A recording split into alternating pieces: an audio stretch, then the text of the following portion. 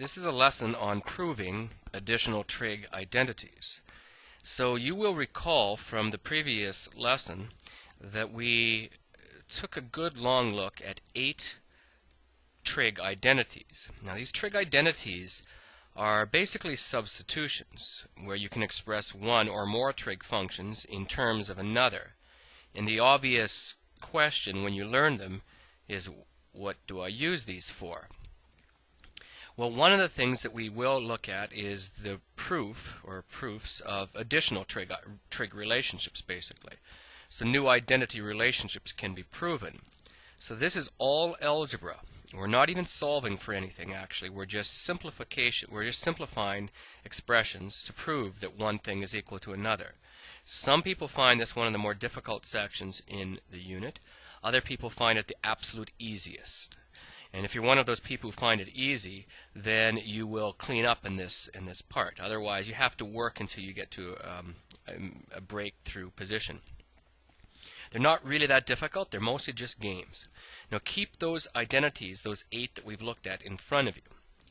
And we'll start with a proof like this. Now cos theta times tan theta equal to sine theta. Now, the nature of a proof is we have to show that this is equal. What we did earlier was verify, and we verified by substituting a specific value for theta in. But a verification is not a proof.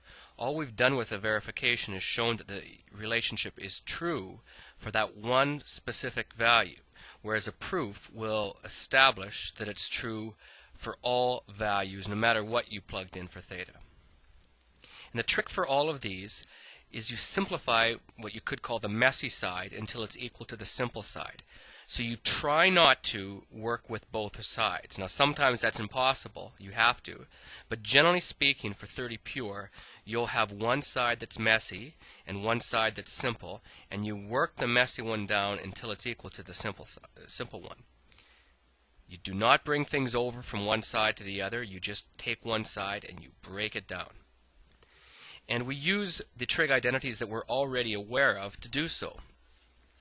So when I look at something like cos theta times tan theta is equal to sine theta, I look for possible substitutions. And the only one that is readily available is the fact that tan theta is equal to sine theta over cos theta. So normally we work only with the non-primary forms. We try to break them down into sine and cos. But if they're already sine and cos and they're not squared or anything, we leave them be. So you begin to develop a sense for these. Tan theta is equal to sine theta over cos theta. So don't think too hard. Simply make that substitution. So we can now write the expression. Notice how I'm keeping the right side intact, unchanged. I replace tan theta with sine theta over cos theta. And then you'll see that the cos thetas do cancel out. And then the left side is going to simplify down to sine theta. And now if you peek over to the right side, you'll see that we've done what we wanted. Sine theta is equal to sine theta. So we would consider this proven. So I'm just saying left side is equal to right side. You don't need to write that if you don't want to.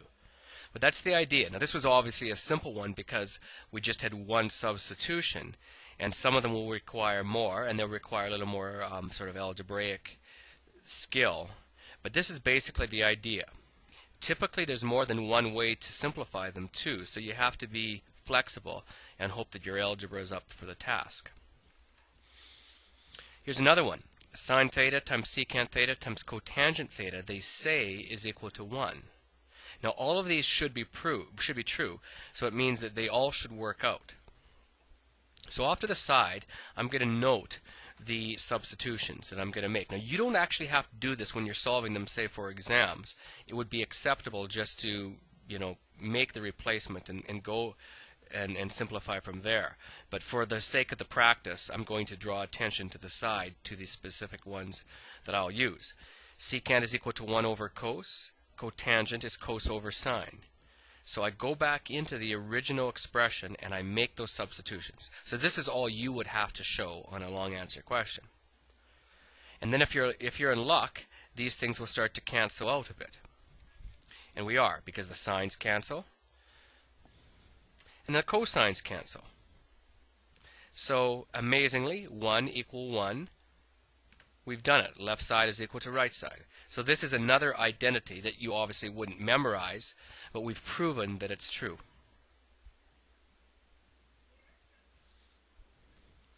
Now this one's a little more advanced. We have sine squared theta times 1 plus tan squared theta is equal to tan squared theta. Now many people would try to distribute the sine squared in, and it would probably work.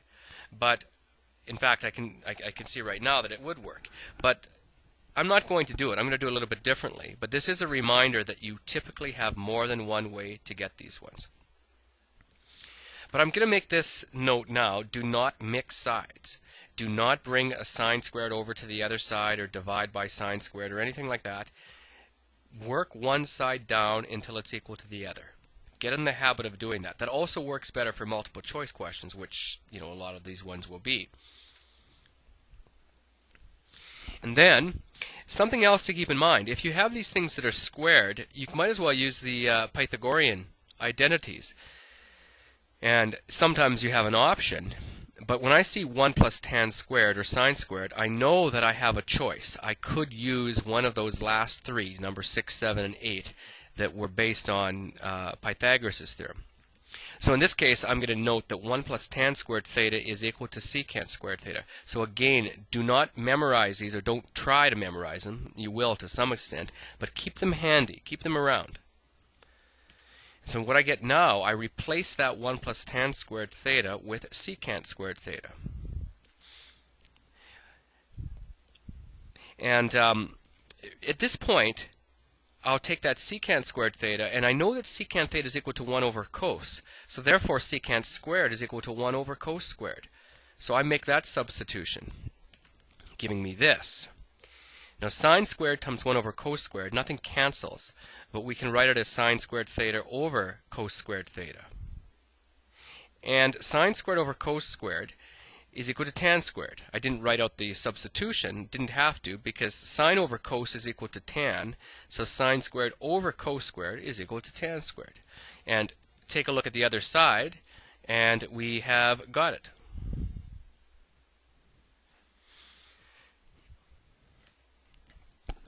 Now this next one is similar to the previous in that we have squared trig expressions, and when I see that they're squared, I think immediately about the Pythagorean ones. And what's interesting here is that this 1 minus sine squared theta does not correspond exactly to an identity that we're given. We have cos squared theta plus sine squared theta is equal to 1. This is an example where it requires a little bit of manipulation, because if you isolated the cos squared, or if you thought, well, I want it in the form 1 minus sine squared, you get this. 1 minus sine squared theta is equal to cos squared theta. So you have to get good at all forms of the given identity. And now we have that substitution.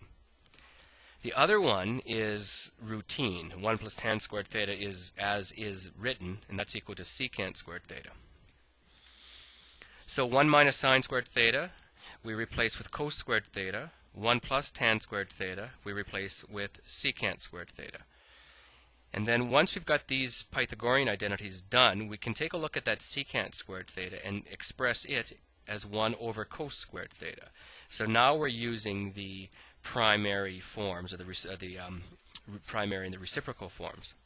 And this will allow us to cancel out the cos squared thetas, and we're where we want to be. 1 is equal to 1. So left side equal right side. That's the typical method for these ones. It's all about substitutions and then seeing where they go. They all work, unless it was written down improperly. They all work. So you have to stick with it and try to find the most direct route through, but there is typically more than one way.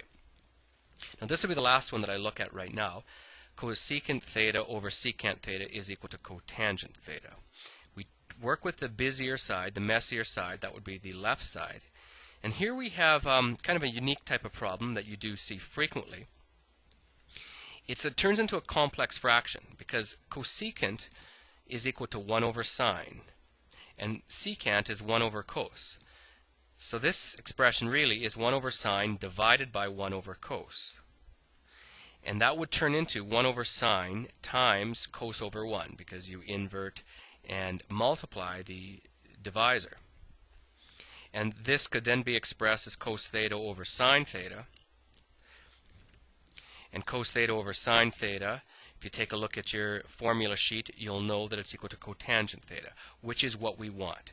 So cotangent theta is equal to cotangent theta. We have now proven it. So thank you for your time.